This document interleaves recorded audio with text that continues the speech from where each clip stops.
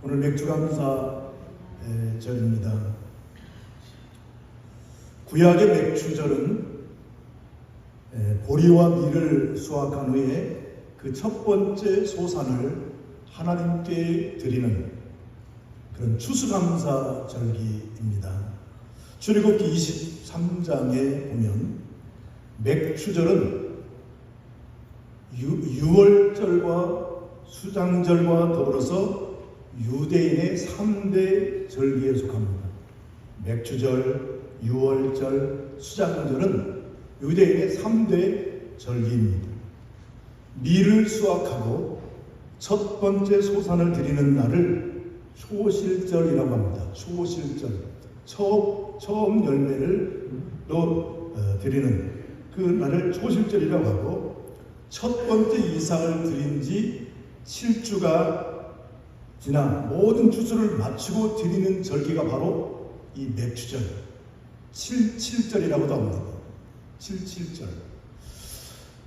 오늘 신약에 와서 맥주절은 성령 강림을 뜻하는데, 한국교회는 성령 강림 주일이 따로 있고 맥주절을 따로 지키는 것은, 우리가 지난달 보릿고개 시절이 있었습니다. 그 보릿고개 시절, 그 시절이 3월에서 5월이었기 때문에 보리를 완전히 추수한 7월, 지금 보리 추수 끝난 7월 첫 주일을 맥주절로 정하고 지키게 되는 것입니다. 또 다른 신약시대의 이 맥주절의 또 다른 의미는, 우리 장로님 기도하셨듯이 지난 반년 동안 1월부터 6월까지 우리를 지켜주신 하나님의 은혜에 감사하는 시간을 갖게 되는 것입니다. 사랑하는 성도 여러분, 우리가 하나님 앞에 감사하는 것만큼 귀한 것이 있겠습니까? 우리는 하나님 은혜에 감사하며 살아야 합니다. 감사합니다. 우리 하나님께 드리는 모든 것 중에 이 감사보다도 더 큰 것이, 감사보다 더 가치 있는 것이, 감사보다 더 귀중한 것이 있겠는가? 그럴 수 없다는 겁니다. 그래서 하나님께서 우리에게 이런 절기를 정하시고 지키게 하신 것은 다른 건 아닙니다. 하나님이 베푸셨던 하나님의 은혜를 기억하고 감사하게 하기 위한 것입니다. 감사는 하나님을 기쁘시게 하는 것입니다. 그리고 감사는 하나님께 영광을 돌리는 것이 되는 것입니다. 그러므로 하나님께서는 어떤 자에게 복을 주시는가? 감사하는 자에게 복을 주세요. 하나님은 감사하는 자에게 복을 주세요. 시편 50편 23절에 감사로 제사를 드리는 자가 나를 영화롭게 하나니, 그 행위를 옳게 하는 자에게 내가 하나님의 구원을 보이리라. 아멘. 감사로 제사를 드리는 자, 하나님께 영광을, 하나님을 영화롭게 한다는 것입니다. 그래서 오늘 이사야 12장 본문을 중심으로 해서 말씀의 주제는 우리의 삶의 중앙에, 삶의 중심에 감사가 있게 하자라는 제목으로 말씀을 상고하겠습니다. 같이 한번 해보겠습니다. 삶의 중심에 감사가 있게 합시다. 우리의 삶의 가장 중앙에 감사가 있게 하자는 것입니다. 오늘 본문의 말씀은 하나님께서 베풀어 주신 구원의 은총에 감사하는 찬송의 시가 오늘 본문입니다. 그리고 이사야 오늘 12장인데 앞장 1장부터 11장까지는 어떤 것을 다루냐면 유다와 예루살렘의 죄와 그에 따른 하나님의 심판에 대해서 경고의 말씀을 11장까지 주시고 있습니다. 그런데 오늘 막 12장에 와서는 완전히 그들의 죄에 대한 하나님의 심판, 경고, 이 분위기와는 완전히 분위기가 달라집니다. 하나님의 용서의 은혜가 선포되는 거예요. 하나님 용서의 은혜가 선포되고 언약 백성들을 위한 영광스러운 미래를 예언하면서 하나님의 이름이 높여질 것과 하나님께서 이스라엘의 참된 왕이 될 것을 선포하고 있습니다.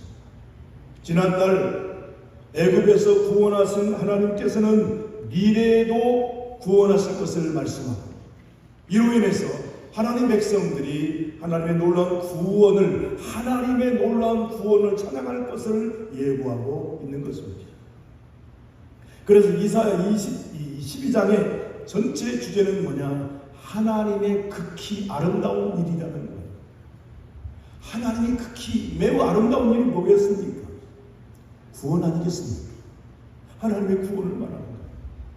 그래서 이 12장의 전체 주제는, 여러분 성경책 보시게 되면 그 12장 맨 밑칸에 큰 제목이 나오는데 감사 찬송이에요. 뭘 감사하는가? 하나님의 나를 구원하신 구원의 은혜에 감사하는 거예요. 이게 12장의 전체의 맥락이에요. 1절에서 3절까지 봅니다. 그날에 내가 말하기를 여호와의 주께서 전에는 내게 노하셨사오나 이제는 주의 진노가 돌아섰고 또 주께서 나를 안위하시오니 내가 주께 감사하겠나이다 할 것이다. 보라, 하나님은 나의 구원이시라. 내가 신뢰하고 두려움이 없으리니 주 여호와는 나의 힘이시며 나의 노래시며 나의 구원이심이라. 그러므로 너희가 기쁨으로 구원의 우물들에서 물을 기르리로다. 아멘. 하나님께 감사하겠다. 여러분, 우리가 하나님께 드리는 감사 중에 내가 나 같은 죄인이 구원받은 은혜보다 더 감사한 것이 뭐가 있겠습니까? 구원받은 하나님 은혜에 감사하는 것, 그것보다 감사할 일이 뭐가 있겠냐? 우리를 죄에서 구속하시고 뿐만 아니라 하나님의 자녀로 우리를 삼아주시고 하나님 나라를 기업으로 얻게 하시고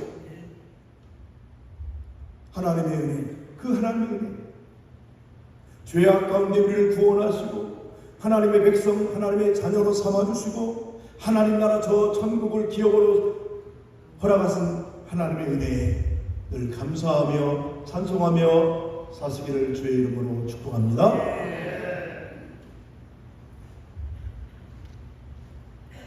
옛날 어느 가정에 참 얼굴은 이쁘고 그럴듯한데 아주 못된 습관, 나쁜 습관을 가진 세 자매가 있었습니다. 얼굴은 반들한데 아주 습관이 나빠. 첫째, 둘째, 셋째가 있는데 첫째는 게을러 터져. 얼굴은 반들하겠는데 얼마나 게을른지 꼼짝하지 않아. 둘째를 보니까 둘째는 뭐냐? 이건 자꾸만 남의 것을 슬쩍슬쩍 훔치는 도벽이 있어. 그걸 또 쾌감을 느껴. 남의 걸 훔치고 나서 찜뚝대고. 둘째가 그런 버릇이 있었어요.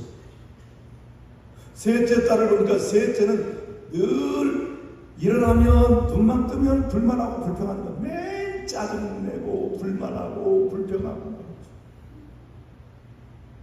이 딸이 셋 있는데 전부 다 하나는 게을러 터져, 하나는 못된 이제 훔치는 습관을 가지고 도벽이 있어, 셋째는 불만하고 불평만 하고 있어.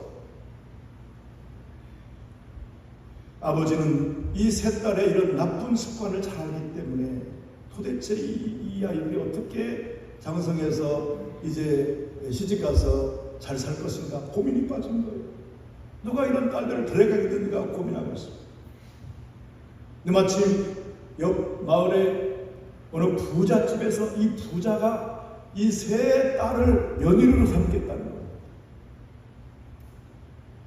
그리고 이 세 딸들에게 약속을 하는 거예요. 결혼을 하기 전에, 며느리 삼기 전에. 아주 첫째 딸 게을러 터진 첫째에게는 내가 우리 집 너희 시집 오면 여러 사람 아주 튼튼한 일 잘하는 사람들을 여러 붙여줄 테니까 넌 아무 일 손 하나 까딱 안 하고 일 안 하고 게을러 터져도 관계없다. 약속을 합니다.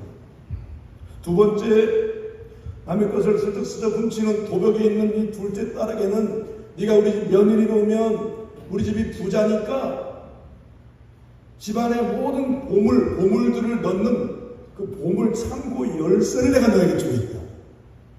그러니 이게 남의 건축을 자질구레 훔칠 것도 없고 이 보물 네가 마음대로 네가 꺼내 쓰고 팔고 해도 상관이 없다는 거예요.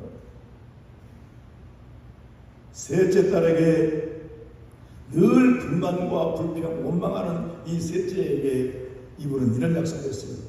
네가 우리 집 시집 오면 해마다 아침이고 저녁이고 밤중이고 간에 불만 불평을 내가 다 받아주겠다. 이렇게 약속을 합니다. 그리고 여차저차해서 결혼했으나 이 부잣집에 며느리로 들어간 거예요. 친정아버지가 몹시도 걱정이 돼서 시집을 보냈는데 어떻게 사는가. 석 달이 지나서 어느 날 걱정스러운 마음으로 며느리가 있는 그 사돈집을 방문합니다. 게을렀던 첫째 딸이 일하는 사람들이 많아, 줄줄이 많아. 얼마나 열심히 일하는 사람을 도와주는지 내가 할 일이 없어 다 해주니까 너무 행복하다는 거예요. 첫째 딸은.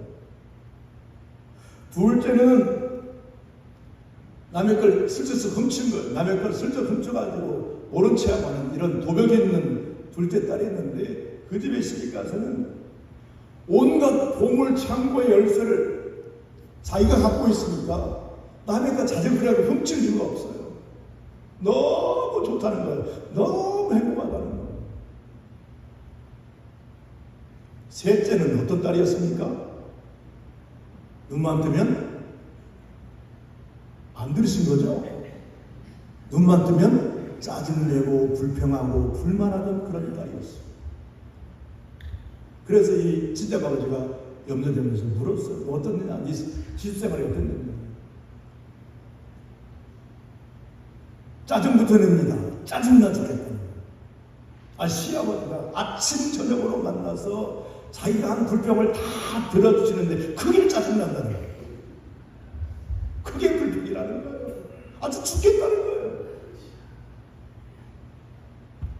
제가 무엇을 말하려고 합니까?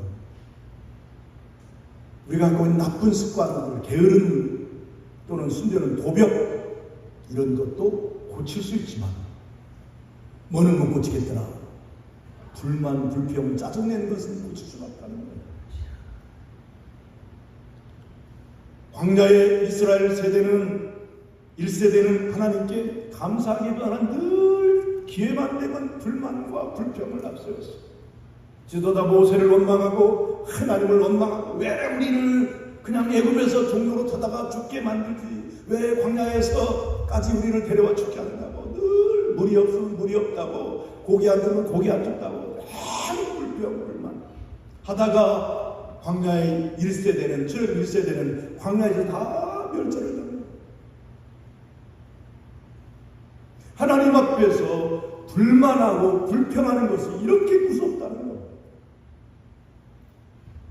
그런데 그러한 무서운 불만과 불평을 고치는 좋은 명약이 있다는 거예요. 그게 뭡니까? 불만, 불평을 고치는 명약인 좋은 약인데 그것이 곧 감사라는 거예요. 사랑하는 성도 여러분, 왜 우리는 감사할 줄 모릅니까? 왜 감사할 줄 모르고 불만, 불평, 원망, 짜증하고 있습니까? 그것은 그 사람의 삶의 중심에 내가 있기 때문이거든요.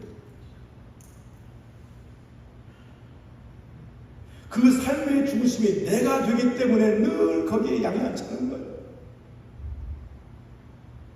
매사에 내가 중심이 되니까, 자신이 중심이 되니까 매사에 불만과 불평이 끝이 될 날이 없는 거예요.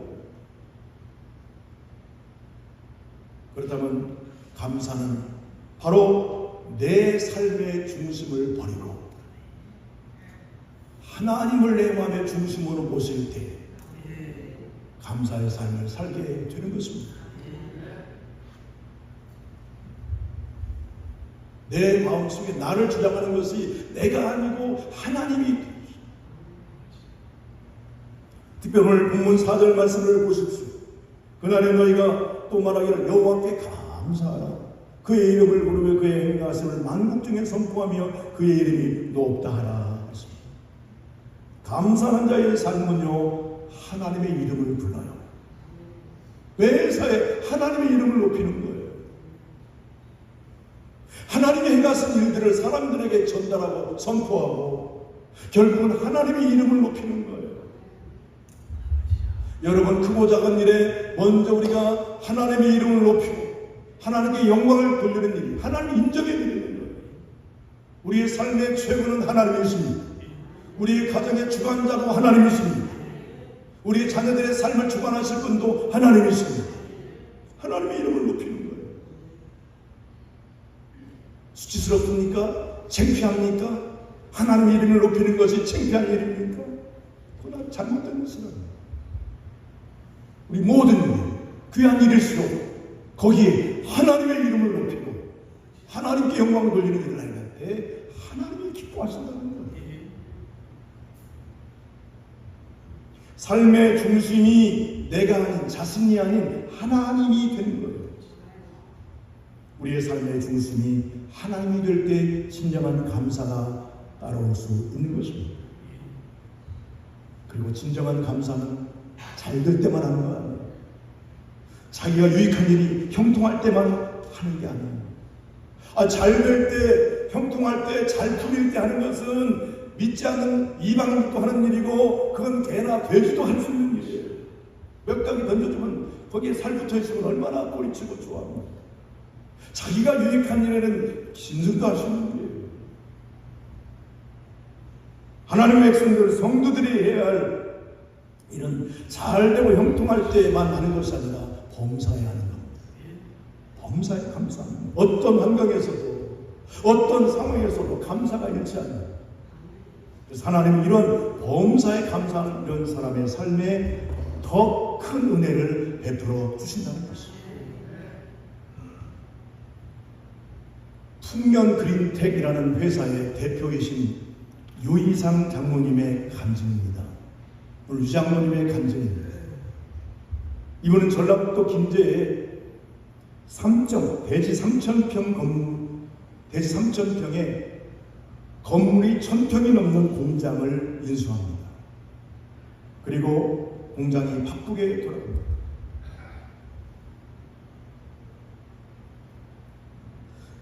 이분은 그 계란 공장인데, 닭을 키우는 그런 공장인데 3,000명 대지 건물에 1,000평 건물이 있는 그런 큰 공장을 인수하고 바쁘게 하면서 거기 일을 하는 직원들에게 그 다가온 설날에는 여러분 열심히 일한 대가, 설날에 성과급 100%를 주겠노라고 약속을 합니다. 아주 얼마나 신납니까? 즐거운 마음으로 열심히 일을 하고 있습니다.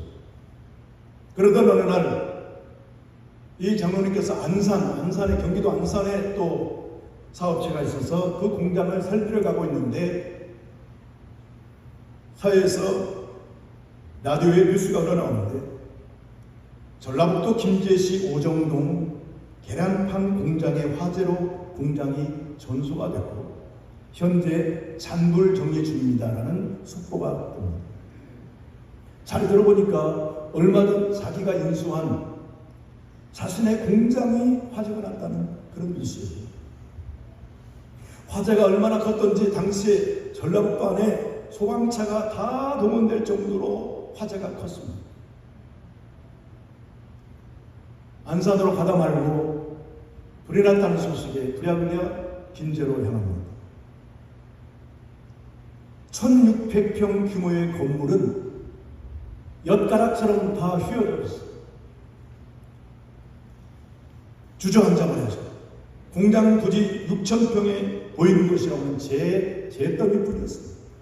완전히 초토화되고 있습니다. 이 화재로 전 재산의 손실이 약 100억 정도가 되었다는 겁니다. 뿐만 아니라 바로 옆에 경매로 받은 옆 공장의 잔금, 또 거기에는 기계를 처분하는 일, 또 구조 변경 등 문제가 있었기 때문에 이 모든 직원들이 정말로 막막하고 정말로 허탈한 표정을 짓고 있었습니다.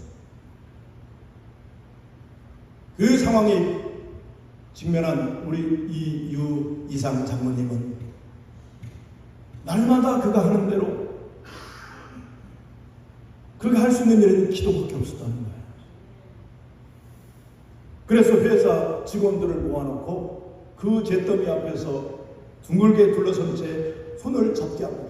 다 손을 잡고 그 잿더미 회사 거기 앞에서 이제 둘러섰습니다.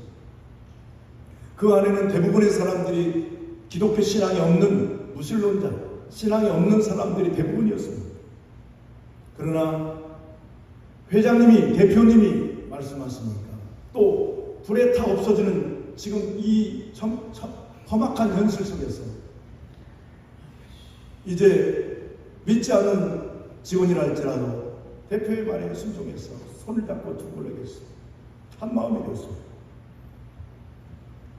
그러다 이 장로님이 큰 소리로 기도하기 시작합니다. 하나님 감사합니다. 하나님 감사합니다. 저희가 할 수 없는 일을 하나님께서 한꺼번에 불태워 주시니 감사합니다. 이 회사를 인수해서 기계를 고치면 좋은 양질의 제품을 생산할 줄 알았는데 그 길은 하나님이 예비하신 길이 아니었나 봅니다. 기계를 고치기보다는 저희의 기술력으로 새 기계를 만들어 사용하는 것이 더 나은 길임을 보여주신 것이라 믿고 감사를 드립니다. 추운 겨울입니다. 모든 직원이 하나가 되어서 속히 회사를 복구해 어려움을 겪는 양계 농가를 도울 수 있도록 도와주시옵소서. 예수님의 이름으로 기도합니다. 이렇게 기도를 드렸습니다. 회사가 다 타버렸어요. 재산 손해가 100억이 넘는 재산 손실을 입었습니다. 직원들을 모아놓고 대표 되시는 이 장로님께서 하시는 기도가 제 처인일성이 하나님 감사합니다. 땡큐가 있습니다.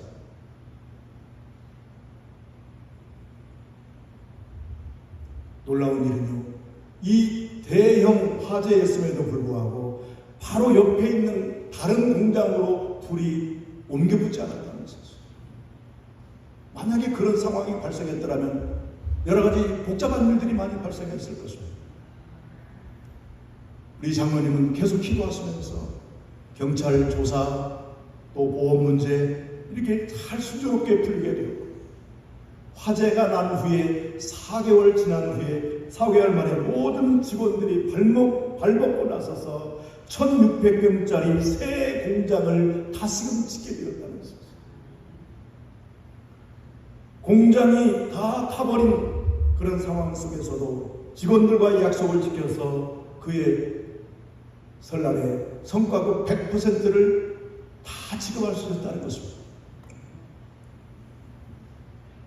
장로님은 이런 간증을 하시면서 하나님의 도움이 아니시라면 어떻게 이런 일이 일어날 수 있겠는가 라고 간증을 드렸습니다. 사랑하는 성도 여러분, 이 간증하신 이유 이상 장로님이 이런 커다란 대형 화재 현장에서도 기도의 첫 번째가 하나님 감사합니다. 감사의 기도를 드릴 수 있었던 비결이 무엇이라고 생각하십니까? 이 장로님의 생각은 모든 삶의 중심이 내가 아닌 거예요. 내가 아니고 삶의 중심에 하나님이 중심입니다. 그러니까 그런 위급한 가운데서도 100억이 넘는 재산이 손실된 그런 상황에서도 하나님께 당당하게 감사 기도를 드릴 수 있었다는 거죠. 대부분의 사람들은 보통의 경우는 이런 어려운 일을 당하면 이런 처참한 상황을 만나게 되면 1차적으로 낙심하고 좌절하게 되는 것이 일상입니다. 낙심과 좌절 뒤에 따라오는 것이 무엇입니까? 거기 불만이 따라오고 불평이 따라오는 것입니다. 왜 하필이면 납니까? 왜 하필이면 내 공장입니까? 왜 하필이면 우리 가정입니까? 왜 하필이면 내가 이 고난을 당해야 합니까? 불만과 불평하는 일은 하나님 앞에 전혀 이득이 없는 백해무익한 일이라는 거죠. 하나님은 불만과 불평하는 자에게는 결코 하나님이 역사하시지 않는다는 거예요. 사랑하는 성도 여러분, 우리 맥주 감사 주일을 맞이해서 반년 동안도 그런 하나님 은혜로 살아오셨 것을 고백한다면 남은 반년도 앞으로 베풀어 주실 하나님 은혜에 감사하는 그런 삶이 되시기를 주의 이름으로 축복합니다. 어떤 상황 속에서도 하나님의 뜻과 경륜이 있음을 믿음의 눈으로 바라보시고 쉽게 원망하거나 좌절하거나 불만 불평하지 않고 어떤 위험한 상황 속에서도 늘 감사하며 살아가시기를 주의 이름으로 축복합니다. 불만과 불평은 계속해서 또 다른 불만과 또 다른 불평을 낳게 되지만 감사하는 일은 감사가 더 큰 감사로 이어지게 되고 범사의 감사로 이어지게 되는 것입니다. 빈말이라도 불만 불평하지 않고 모든 것이 하나님의 은혜입니다. 하나님의 은혜로 지켜주셨습니다. 하나님의 은혜로 또 지켜주실 줄로 믿습니다. 감사가 생활화되는 그런 삶을 사시길 주의 이름으로 축복합니다.